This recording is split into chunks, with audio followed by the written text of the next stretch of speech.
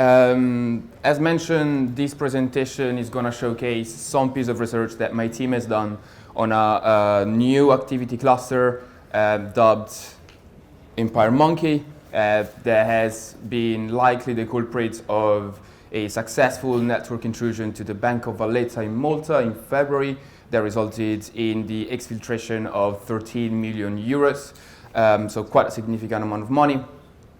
And I'm particularly going to try to walk you through some of the evolution in their code and some of the things that are making us assess as this group is likely going to remain a significant threat for financial institutions in the future.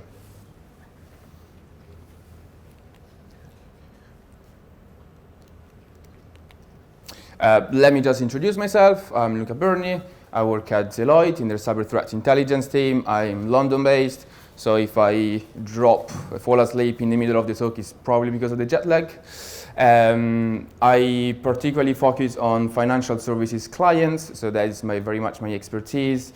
And I have conducted a number of intelligence-led red team operations, particularly within the ICAST in Hong Kong, CBEST, CyberEU frameworks, which some of you may be aware of. During my past, I've mostly focused in primary research into cybercrime, particularly focusing on deep and dark web forums and research, and now increasingly more on adversaries tracking like EmpireMonkey. Well, we are CRESTCon, so it's a good place to mention that I am a CREST certified threat intelligence manager. Good shout to them for the great courses and certifications that they provide. And yeah, overall, I'm interested into the kind of geopolitical and economic motives of cybercrime and cyber espionage, so more on a strategic level, effectively. And if you care about my personal life, I love music, metal, jazz, talk to me about that. And I like to, well, effectively keep taking terrible pictures, but I don't seem to be able to stop, as well as I like tracking very much. But let's get into the actual topic. I'm going to run you through, first of all, a very brief introduction on the threat actor, so sort of like a spoiler alert, before then going into giving a bit of an historical perspective of bank haste to understand where this threat actor effectively sits, and why it's not a new thing, but it's also an evolution, and it tells us something about the threats to financial services. I will then talk to you about how this investigation came to place, so talking to you about the incident, the hack of the Bank of Valletta. By the way, Deloitte was in no way involved into the incident response into this incident, so all of the kind of data and intelligence you will see, it all comes from investigation of external sources. I will then go through some of their TTPs, some of the evolution of the TTPs, phishing domain, phishing documents, and then their use of PowerShell Empire, before finishing with some more general and forward-looking remarks. So who is EmpireMonkey? It's a new group, better is a new activity cluster, which appears to be relatively skilled. I'm not going to use the word sophisticated because I think it's abused by this industry, but they are skilled enough to be able to steal millions of dollars from a European bank. So I think we can call them skilled in a way. Obviously financially motivated. Their name derives from the use of the open source tool PowerShell Empire, which some of the previous presentations have actually mentioned. So I think it's a good way to kind of show how all of the red team operations that we do, they're actually based on things that we see on the ground. And there are also some reported mention of monkey in their code, so that's where the name comes from. Unfortunately, I did not name this threat actor, but it's a decent name, I think. My research shows that they've been active since at least October 2018. That's from effectively domain registrations, and they're very much still active.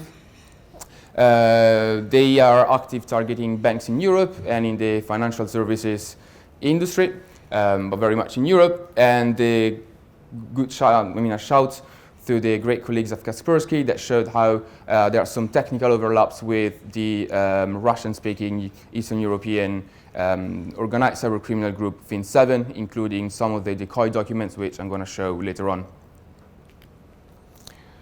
So direct targeting of banks for exploitation of internal systems for financial gain and wire fraud is far from a new activity. We all know about the February 2016 hack of the Bank of Bangladesh, which resulted in the theft of 81 million US dollars. But as you can see from this timeline, in more recent times, the pace of at least of the reported successful targeting of banks has very much increased, and we've seen multiple actors successfully stealing millions of dollars. Just to name a few: Carbona, Cobalt, Silence, Moneytaker. So we have seen an increasing number of threat actors using these kind of proven strategies to breach into banks' network and successfully stealing millions of dollars. However, as you can see from the timeline and from the geographies, most of the target banks were either in Eastern Europe, Asia, Russia, or South America. So when the news broke out that a bank in Western Europe was successfully breached, that is, of course, something that got our attention. So what happened in Malta? What we know is that on the 13th of February, local news outlets reported that the bank suffered a network intrusion, which resulted into the transfer of 13 million euros to multiple foreign bank accounts. So immediately make us think about probably abuse of the SWIFT interbanking systems. We don't know, but given the TTPs, that seems like a likely option. And also the bank had to preventively shut down most of its IT services, its IT estate. So that meant that for a few days they didn't have ATMs, mobile banking, and even internal emails. So likely a lot of kind of operational costs and remediation costs on top of the $1 million that it was successfully exfiltrated. But from an investigation point of view, there was not really much that we could go on or use until on the 25th of February, the same news outlet reported that, well, surprise, surprise, they used phishing emails. But more interestingly is that the hackers posed as the French stock market regulator, and that the investigators dubbed the group EmpireMonkey. So we have a culprit and we have something that we can use. And the French stock market regulator is particularly this one here, which I'm going to spare you my terrible French pronunciation, which I'm not going to pronounce, but that we can call AMF. So now we have something that we can work on. And by digging a bit deeper, we discovered the malicious domain mimicking the AMF, which you can see here is amf-fr.org, which is actually not too dissimilar to the real domain of the French stock market regulator. But the group did not stop there. Effectively, that domain hosted a bunch of malicious documents. Those malicious documents, by analyzing them, we were effectively able to trace their infrastructure and their activity over time. So we can say that in October, towards the end of 2018, they were very much focusing on the French financial institutions as well as Maltese, because we know that this one was also used to target banks in Malta. But then in February, after the Bank of Valletta hack, the successful exfiltration, they kept being operational. They kept registering mimic domains, this time focusing on a very large Dutch bank, and then targeting, or at least mimicking, the domain of the same bank in here, just a different domain. So again, they are quite aggressively targeting the same institutions. They are quite determined in that sense. Then eventually move more towards Northern Europe, focusing on financial regulators in Denmark and Scandinavia. And most recently, in May, we picked up that they were mimicking the domain of a large Spanish bank. A few things on this. First of all, obviously, mimicking the domain of a company doesn't necessarily mean that they are targeting that company, but it appears kind of likely, which is why I'm not going to show the exact domains. Second of all, we see that they are quite determined. So despite their successful exfiltration of millions of dollars, they keep keep their operation going with quite a high tempo. So they're quite determined from that point of view. Quite professional as well, because they keep using kind of similar, so the same TTPs. As well as, if you remember in 2017, the Lazarus Group compromised the websites of the Polish financial regulator to then target banks further afield globally. What these guys are doing is effectively the same thing. They are setting up effectively what is cyber-squatted domain of financial institution, of public financial institution, to then target private banks. So it's a group that is persistent in their targeting, and has learned from the experience of previous groups before them. If you look at their phishing infrastructure, if you want, there are a few things that, that immediately stands out. This is just a kind of selection of some of the documents. It doesn't include some of the most recent one targeting Spain for the sake of this presentation. But we can immediately see that the naming convention is quite consistent, that it focuses, so communicates effectively French, and is used to target a French domain. Is using a phishing domain in French for the same reason. Same thing that we are also seeing that is happening in Spain a few months back. Another thing that I would like you to point at is the use of relatively generic phishing templates. This one particularly, the DocuSign, was also used by Fin7, which is at least a suggestion that this group may have some ties with the Russian-speaking cybercriminal underground, because if multiple groups reuse the same templates, they probably got it from the same place. Finally, last thing that I would like you to put your attention on is that all of the timestamps are from Tuesday and between Tuesday and Thursday, which effectively indicates that this is a group this is a threat actor that is professionally targeting banks on a full-time basis. If you look at the infection life cycle of some of the more exemplificatory malicious documents, it's quite standard if you want. So you got micros, that then drops a bash file, often called error.bat, and again, similar naming conventions. The bash file then contains obfuscated and base64 encoded PowerShell, then tries to effectively connect to a proxy IP over HTTPS and port 443 using a specific file, a specific page address, and with a session cookie. And we identified different session cookies from for the campaign. The red teamers in the room will probably immediately recognize this as kind of standard PowerShell Empire. The payload, unfortunately, we were not able to retrieve because at the time of their research, their network connection, the servers were down. So I mentioned that the group effectively has evolved, has shown different characteristics over time. And one of the prime examples for this is in their defense evasions techniques. Initially from January, they used the same macros, then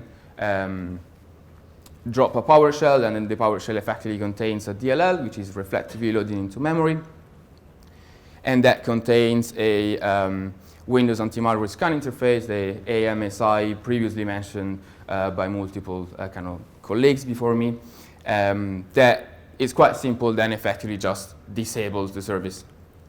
However, in February, so a month after, they picked up a different way of doing effectively the same thing, which is slightly more stealthy, if you want, slightly more technically adept, which is patching effectively 6 bytes in the same AMSI. And this effectively has the same effect, but it's something that it shows that they are trying to refine their TTPs a tiny bit. And if this one looks familiar, well, it's because in one of the previous presentations about red teaming, that's exactly the same thing that they were using. Again, slightly different evolution of their tactics, although they remain pretty basic. This is what likely hit the Bank of Valletta, and you can see that there is an hard-coded IP as a proxy IP. All the red teamers in the room will tell you that hard-coding an IP address in your infection vector is probably not a great idea. They seem to have not been aware at the beginning, but then afterwards, they did pick it up. So they swapped from IPs to domains, which is a bit of an improvement, still not perfect, but still it shows a refinement of their capabilities. It shows a kind of an increased attention to details, because domains are, of course, more versatile and they are likely to look slightly less suspicious to network defenders. Lastly, we have seen also different techniques used in terms of anti-sandboxing. So in different samples, we have seen that the macros first check the size of the hard disk, because as you all know, most virtual sandboxes effectively allocate only a very small hard disk space, while later on they actually just delay the script execution for 500 seconds, which means that if you have based your anti-sandboxing on kind of standard implementation of, for instance, Cuckoo, they will likely not pick this up as a malicious document. So again, we are not looking at someone that is incredibly sophisticated, and I'm sorry for using the word, let's say skilled, but at the same time, you're seeing that this group has over time refined their practices and TTPs. So we are looking at someone that is improving. So why do we think that they were using PowerShell Empire, and what is PowerShell Empire, which I'm pretty sure that you pretty much all know about it. So it's a stealth and versatile attack framework, which is freely available on GitHub, so you can go and grab it yourself if you want. The interesting thing is that it's effectively can run PowerShell agents without needing the PowerShell.exe on the target machine. It also allows for TLS encrypted communication, and interesting, can create malicious macros. It's interesting because it can create malicious macros because it helps explain why some of the malicious documents that we discovered at the beginning, where sometimes you've seen that the creation time, the creation date, and the time when it was first uploaded on VirusTotal, it was exactly the same. So it was on the same day. And by using an automated system to create your attack vectors effectively, it's quite easy to have a high tempo in your creation of infection vectors and either testing them or effectively deploying them on target. So that helps. Why do we think that they were using PowerShell Empire? Well, I already mentioned that some of the URL paths are effectively the standards of PowerShell Empire. We see multiple URIs that they were using, that the EmpireMonkey was using, also matching the standard PowerShell Empire ones. Other similarities between the PowerShell samples in the campaigns and the Empire redirectors class. And finally, the second, slightly more advanced, if you want, AMSI bypass is also part of the PowerShell Empire toolbox. It comes out of that. So, just to sum up, what have we learned from this very brief overview of this threat actor? Well, first and foremost, is that more groups are getting into the game, if you want, of targeting banks directly for financial gain and targeting their internal systems. This is, if you remember all the amount of money that it was displayed in the previous slides, it's likely to imagine that the profitability, the perceived profitability of these attacks is drawing new entrants into the threat landscape. Similarly, however, these new entrants may not necessarily be the most sophisticated, which again it's probably like a word that gets a bit overused in our industry. So we have seen how EmpireMonkey has improved its capabilities in terms of network evasion, defense evasion, network infrastructure, and anti-sandboxing techniques, despite starting from a place that it was less than optimal from a kind of red team point of view, if you want. And so finally, it's easy to see how this threat actor that kept targeting banks after the successful exfiltration of millions of euros from a Western European banks, and that has improved its capability over time and is still very much active, is likely to remain an ongoing threat to the financial services sector in the upcoming future. And that's me. Thank you very much. If you guys have any questions, I'm available to answer.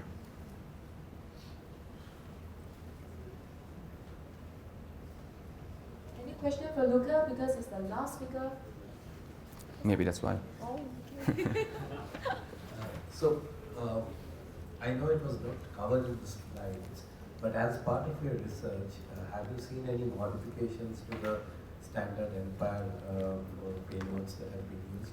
Because MZ and other evasion techniques in Empire are quite obsolete to say right now. So is that something, because since they've been going on and most AVs would have picked it up, do you attribute it to poor defenses, or have they built on the Empire payloads that they've been using? I think they very much started from the standard Empire payload. They didn't even try to modify it at the beginning, and they were actually successful in penetrating banks with that. And I think that they started to at least modify parts of it later on when they received more media attention, which means that probably more researchers were into that, and also after the hack of the Bank of Valletta, Europol also got involved. So they probably started to up their game a bit more after the successful penetration of the Bank of Valletta. Any more questions? Is there time for 2 more questions?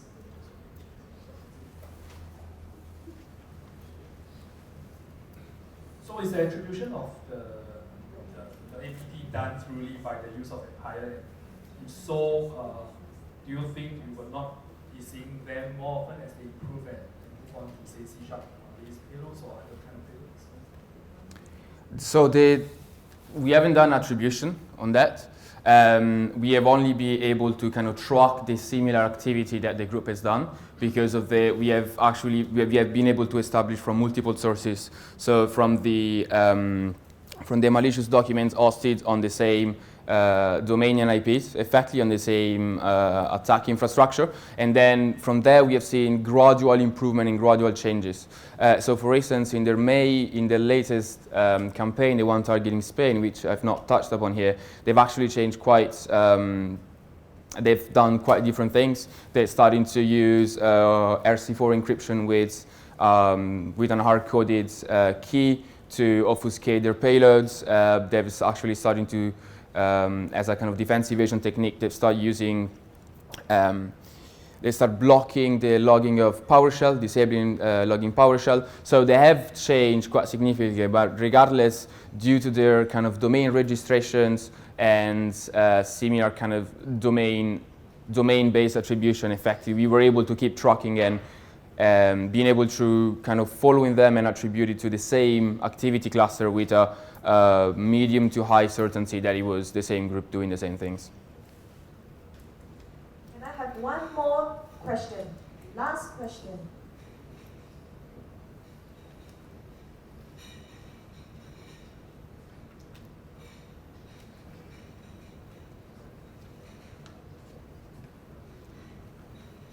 I think that's all for Luca. Thank you very much. Please give him a warm welcome. Oh, sorry. One more.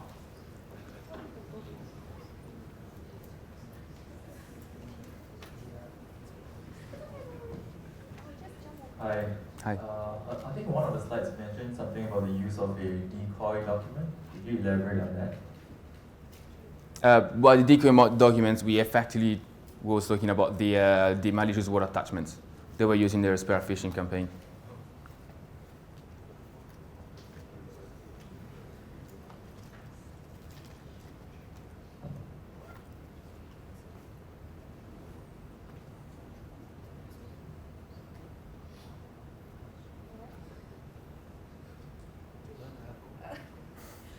so no more questions for Luca? Okay, could you help me to just give him a warm thank you? Thank you, guys.